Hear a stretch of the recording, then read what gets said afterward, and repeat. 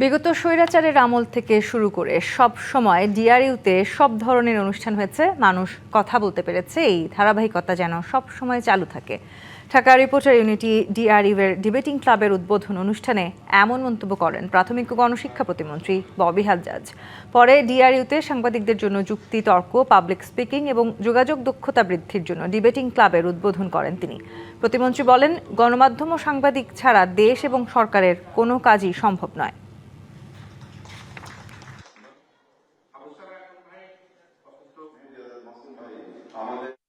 আমরা যদি লাখ জনতার মিটিং এও যাই, আমরা পোডিয়ামে দাঁড়িয়ে বক্তৃতাই দেই, লাখ জনতার কাছে ডিরেক্ট আমরা শুনতে পারি না।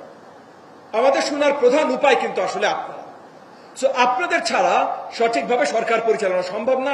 যখনই নিউজ করবেন, আপনারা ফ্যাক্ট ফোকাসটা বেশি করবেন, নট ইমোশনাল ফোকাস। আপনারা দেশকে সার্ভ করবেন, জাতিকে সার্ভ করবেন এবং সরকারকেও জবাবদিহি রাখতে পারবেন।